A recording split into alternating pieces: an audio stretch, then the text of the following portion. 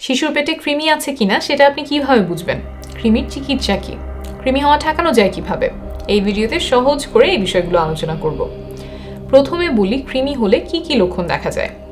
শিশুর খাবারে অরুচি হতে পারে, খাবার দিলে খাচ্ছে না, দূরে সরে যাচ্ছে, আগে যেসব খাবার পছন্দ করতো সেগুলোও খেতে চাইছে না, এমন হতে পারে। শিশুর পেটে ব্যথা, বমি, পাতলা পায়খানা হতে পারে। বিশেষ করে 2 সপ্তাহের বেশি যদি এমন চলতে থাকে তাহলে সেটা কৃমি হওয়ার একটা লক্ষণ। কিছু কৃমির কারণে আমাশা দেখা দেয়।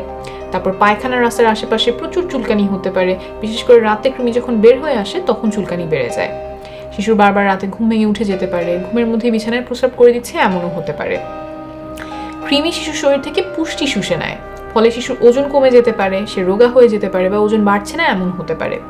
শিশুর শরীরে আয়রনের অভাব হতে পারে, রক্তশূন্যতাও দেখা দিতে পারে, কারণ কৃমি শরীর থেকে রক্ত শুষে নেয়। ফলে শিশু দুর্বল হয়ে যায়, চোখ মুখ দেখতে ফ্যাকাশে লাগে, আগের চেয়ে বেশি ক্লান্ত থাকে, আগের মতো হয়তো খেলাধুলা করতে চায় না, বেশি সময় ধরে শুয়ে থাকছে বা ঘুমাচ্ছে, এমন হতে পারে। তাছাড়া কিছু ক্ষেত্রে পায়খানাতেও আপনি কৃমি দেখতে পারেন, তখন তো আপনি বুঝেই যাবেন যে শিশুর পেটে কৃমি হয়েছে। কৃমি হলে শিশুর বেশ কষ্ট হয়, তাই চিকিৎসা করানো প্রয়োজন। এতক্ষণ যে লক্ষণগুলো বললাম এর মধ্যে কোনোটা যদি আপনার শিশুর সাথে মিলে যায় তাহলে একজন ডাক্তার দেখাবেন।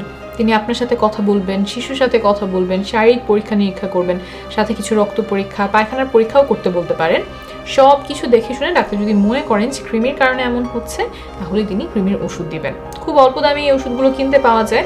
কোনো কোনো ওষুধ একবার খেলেই হয়, কোনো কোনো ওষুধ পরপর কয়েকবার খাওয়া লাগে। তবে সাধারণত কয়েকদিনের চিকিৎসাতেই কৃমি একেবারে সারিয়ে তোলা যায়। তাই অবশ্যই একজন ডাক্তার দেখাবেন। এখন বলি কি কি করলে কৃমি হওয়া ঠেকানো যায়। শিশু যাতে খালি পায়ে মাটির উপর না হাঁটে সেই দিকে খেয়াল রাখবেন।